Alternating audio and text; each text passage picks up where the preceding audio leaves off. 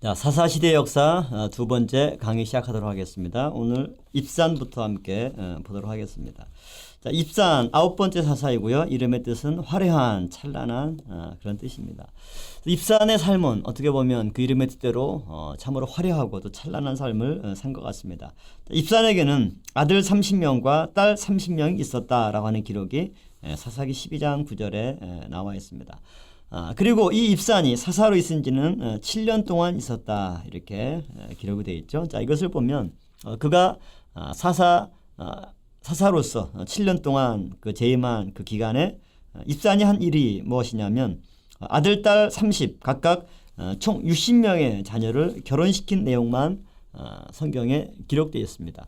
이것은 굉장히 큰 아이러니죠. 어떻게 보면 이 사사라고 하는 것은 이스라엘을 대표해서 올바로 통치하고 또 외적의 침입을 방어하고 국가의 정말 기강을 튼튼하게 하고 또 평안을 이루는 그러한 중차대한 사명을 가진 인물이 바로 사사입니다. 그럼에도 불구하고 사사 입사는 그의 7년 동안의 재임 기간 중에 그와 관련된 일에 관한 행적이 전혀 나와 있지 않습니다. 그가 7년 동안 한 일이라고 하는 것은 고작 자기 아들 60명의 자녀들을 결혼시킨 것뿐이죠. 7년이면 총 84개월입니다. 이 84개월 동안 60명의 자녀를 결혼시켰다라고 하면은 산술적으로 해도 거의 한 1개월 반 만에 한 번씩 아들, 딸 결혼을 시키는 그러한 행동을 한 것이죠.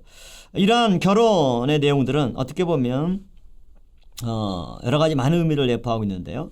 자, 정상적으로 자녀를 60명을 낳았다. 이것은 한 아내를 통해서 낳을 수는 없는 것이죠. 이것을 볼 때 입사는 여러 아내를 둔 사람입니다. 많은 아내를 두었다. 이것은 입산의 관심이 국가를 돌보는 것보다 정말 개인적인 이러한 정에 많이 몰두해 있음을 볼 수가 있죠. 두 번째는 자식에 대한 사랑입니다. 자식을 낳고 결혼시키는 그런 개인적인 일들, 자녀들의 출세와 그들의 이러한 안위에만 관심이 있습니다. 그리고 이러한 자녀들을 결혼시키는 것들은 또 통치자로서 어떤 역할을 하냐면 일종의 정략 결혼을 통해서 국가를 돌보려고 하는 이런 잘못된 생각입니다. 하나님이 가장 싫어하시는 것은 가나안 원주민들과의 혼합 결혼 또는 정략 결혼을 통해서 하나님의 돌보심이 아니라 사람과의 관계에 의해서 뭔가 도움을 얻고 나라를 지키려고 하는 이러한 생각, 이것을 하나님께서는 가장 싫어하시는데 입사는 하나님이 가장 싫어하시는 그런 내용들의 삶을 7년 동안 사사 재임 기간 동안에 보여준 인물이라고 할 수가 있겠습니다. 두 번째로 입사는 호화로운 삶을 살았다라고 하는 거죠. 입산의 삶은 겉으로는 굉장히 화려하고 찬란했습니다. 한번 생각해 보세요. 7년 동안의 사사 재임 기간 동안 한 달 반 꼴에 한 번 정도로 늘 결혼 잔치를 벌입니다.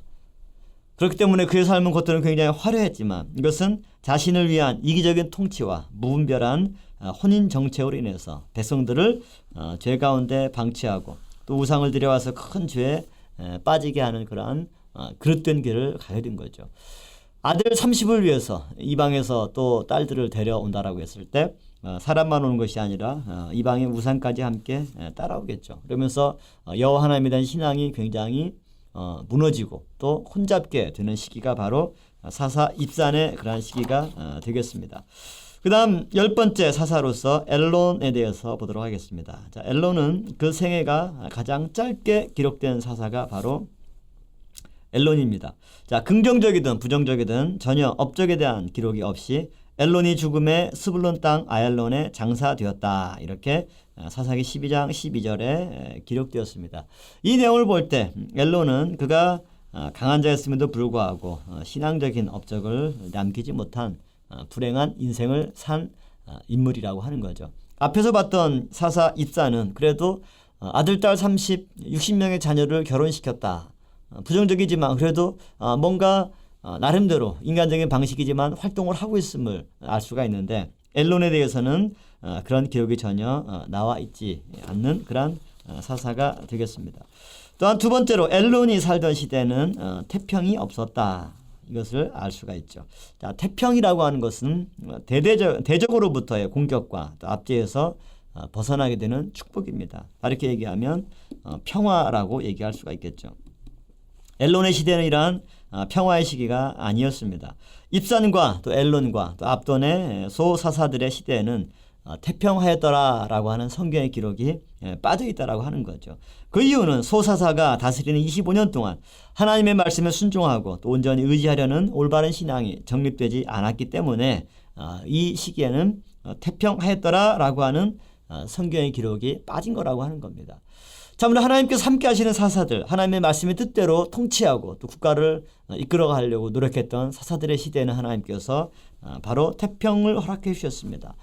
흔히 우리가 말하는 태평성대를 누렸다라고 하는 거, 이것은 왕의 능력, 왕의 치적으로만 가능한 것이 아니라 하나님께서 함께 하시고 하나님께서 그들과 같이 국가를 경영하시고 통치하시고 나라의 방패가 되어주실 때 진정 그 나라의 태평함이 이루어질 수가 있는 것입니다. 그러나 엘론의 시대 또는 입산, 엘론, 압돈 이처럼 소사사의 시대에는 이와 같은 하나님의 태평의 축복, 참된 평안이 함께하지 못했던 그러한 시기라고 하는 겁니다.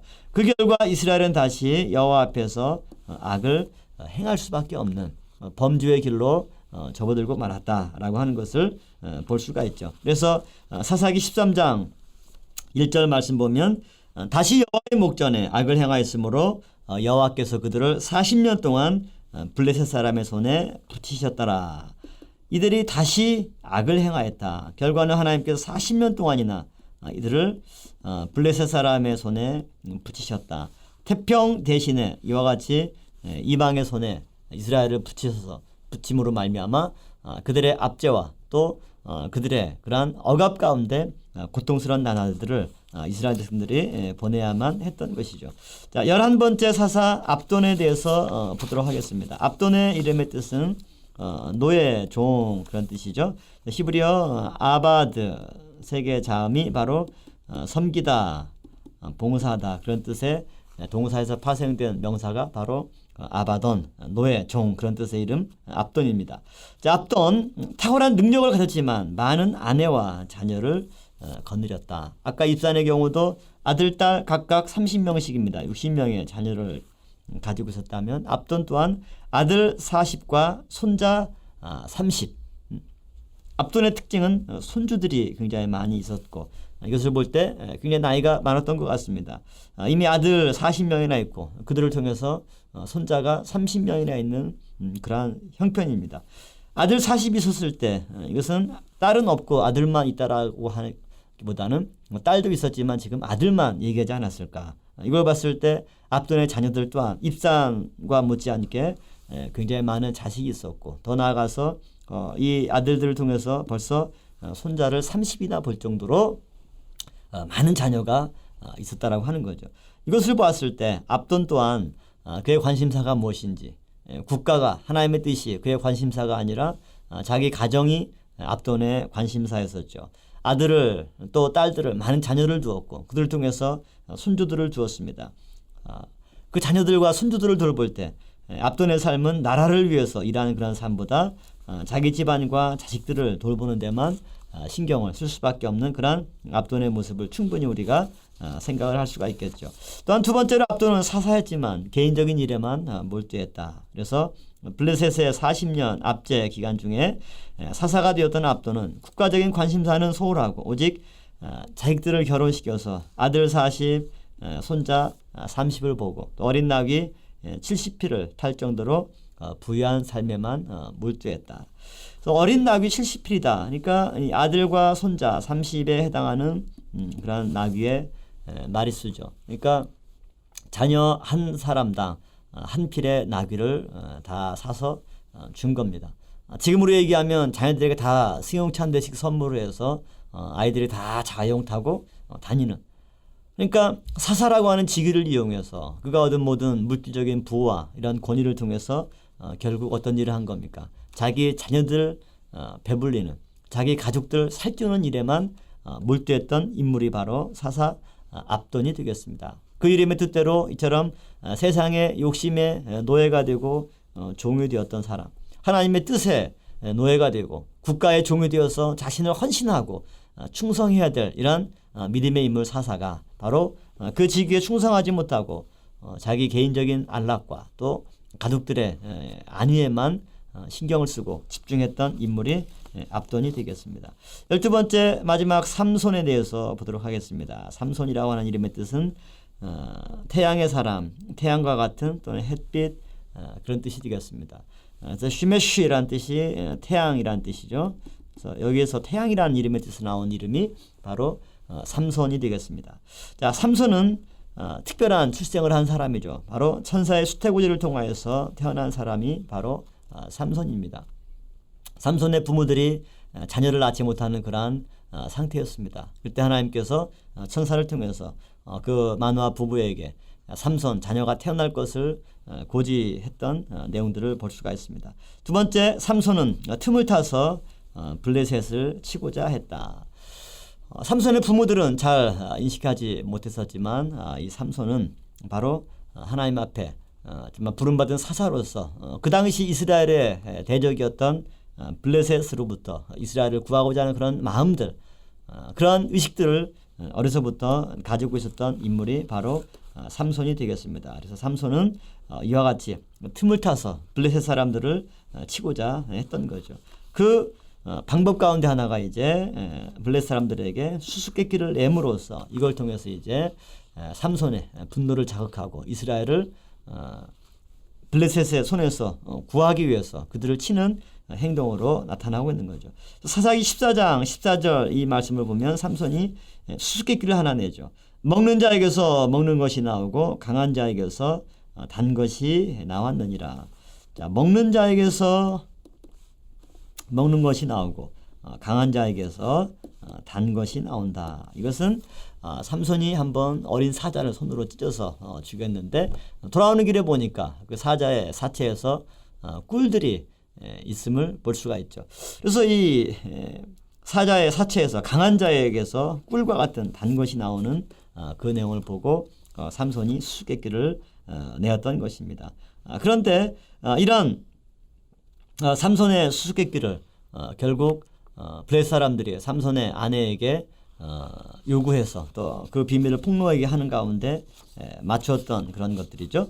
자, 그래서 삼손은 하나님의 신의 권능으로 정말 그들을 물리치는 그러한 엄청난 이적을 발휘했던 겁니다. 네 번째 내용 볼 때 삼손은 여호와의 신의 권능으로 승리한 그런 믿음의 인물입니다.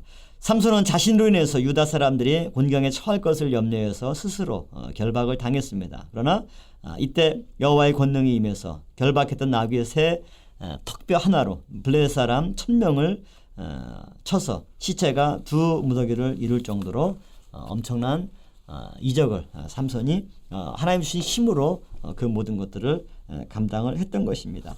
그러나 이러한 능력을 받은 삼손임에도 불구하고 삼손의 결정적인 실수는 자기의 힘의 비밀을 누설했다라고 하는 겁니다. 사사기 16장 6절부터 14절의 내용에 바로 그러한 내용들이 나오는 거죠. 삼손의 힘은 어디에 있습니까? 바로 그의 머리카락에 있습니다. 그래서 삼손은 절대 삭도를 머리에 대면 안 되는 일종의 나실인의 서약을 한 사람이 바로 삼손입니다. 그런데 블레셋 사람들이 삼손의 아내를 유혹해서 들릴라를 유혹해서 그 비밀을 캐내는 가운데 결국 삼손의 이런 힘의 비밀인 머리카락을 자르기 위해서 평범한 사람으로 삼손이 되돌아가게 한 거죠. 결국 삼손이 어떻게 되었습니까? 블레셋 사람들에게 결박을 당하고 그의 2 눈이 뽑히게 되었습니다. 사사기 16장 21절 내용 볼 때 2 눈을 빼고 가사로 데려가서 노줄로 삼손을 결박하는 가운데 옥중에서 맷돌을 돌리게 하는 그러한 일에 삼손을 이렇게 둔 거죠. 그래서 이스라엘의 이러한 사사로서 또 하나님께 엄청난 힘과 능력을 부여받은 삼손이 이처럼 자기의 그런 들릴라의 그런 유혹에 넘어가서 비밀을 누설한 관계로 인해서 결국 이러한 비참한 신세가 되고 말았던 것입니다. 그러나 삼손은 그런 마지막 절망의 순간에도 포기하지 않고 마지막 한 번의 기회를 하나님께 다시 부여받을 수가 있었습니다. 그래서 삼손은 사명을 이룰 수 있는 마지막 기회를 붙잡아서 그가 살아 생전에 죽인 블레셋 사람들의 숫자보다 마지막 삼손이 죽으면서 죽인 블레셋 사람들의 숫자가 더 많았다고 성경은 말씀하고 있는 거죠. 그래서 하루는 블레셋 사람들이 이제 그들의 신전에서 잔치를 벌이는 제사를 드리는 때 많은 사람들이 몰려 있을 때 삼손이 두 눈이 뽑혔지만 성경은 뭘 기록하고 있습니까? 이미 그의 머리카락이 자라고 있다. 머리카락이 자랐다라고 하는 것은 삼손의 힘의 근원이 다시 복원되었다라고 하는 겁니다. 그래서 신전의 두 기둥을 양팔로 잡고 그 기둥을 온 힘을 다해서 끌어당겨서 무너뜨릴 때 신전 위에 있던 수많은 블레셋 사람들이 죽임을 당했습니다. 물론 삼손도 같이 거기에 깔려서 마지막 생을 맞이하는 최후를 맞이하는 그러한 운명을 같이 했던 것이죠. 이와 같이 마지막 삼손의 이런 절체절명의 순간에 사사기 16장 28절 말씀 보면 삼손은 하나님께 간절히 부르짖고 있는 것을 볼 수가 있죠. 여호와여 구하옵나니 생각하옵소서. 하나님이여 구하옵나니 이번만 나로 강하게 하사 저 블레셋 사람들을 물리치게 해달라라고 하는 그런 간절한 기도를 사사기 16장 28절에 말씀하고 있습니다. 여호와여 구하옵나니 이것이 삼손의 마지막 기도였습니다. 우리도 삼손처럼 때로는 여러 가지 어려운 곤경에 처했다 할지라도 하나님께 구할 때 하나님께서 우리를 모든 곤경과 또 위경 가운데서 건져주는 그런 놀라운 능력을 하나님께서 허락해 주실 줄로 믿습니다. 이처럼 블레셋의 40년 압제 속에서 태양과도 같았던 삼손은 육체적인 쾌락을 이기지 못한 결과 비참한 신세가 되고 말았습니다. 그러나 진심 어린 회개로 부르짖어서 마지막 기회를 삼손이 붙들 수 있었다라고 하는 거죠. 그래서 히브리서 기자는 12장 32절에 이 삼손 또한 믿음의 인물로 기록을 하고 있습니다. 그의 삶을 보면 사사로서의 공적인 삶보다 개인적인 그러한 사랑에 매몰되어서 정말 여자들을 쫓아다니고 또 사랑을 구하는 그러한 모습이 많이 나와 있지만 그러나 전체적인 내용을 볼 때 위대한 사도로서 사사로서 또 믿음의 인물로서 하나님께 자기의 마지막 생명을 바쳐서 이스라엘의 원수를 갚고 블레셋의 위기로부터 하나님의 선민을 구한 위대한 믿음의 인물로 신약의 저자가 보고 있음을 볼 때 우리 삼손의 그러한 모습들을 새로운 신앙의 관점에서 바라봐야 된다고 생각을 합니다. 자, 이상 12명의 사사들의 이런 행적과 삶의 모습을 함께 살펴보았습니다. 하나님이 없는 세대, 왕이 없는 세대, 사람들이 각자 자기의 소견에 오른 대로 행동하는 그런 무질서의 그런 시대, 이것이 사사 시대였지만 그래도 하나님은 그 위기 속에서도 때마다 시마다 하나님의 사람들을 사사로 부르셔서 그들을 통해 나라를 맡기고 통치하게 했던 그러한 은혜의 역사가 임했던 시기도 바로 사사 시대임을 볼 수가 있습니다. 오늘날 사사 시대와 같은 이 시대에 우리가 살아가고 있지만 그러나 하나님께서 때마다 시마다 하나님의 귀한 인물들을 보내주셔서 뜻의 길을 제시해 주시고 또 우리의 모든 삶의 발걸음을 인도해 주시는 은총을 베풀어 주실 줄로 믿습니다.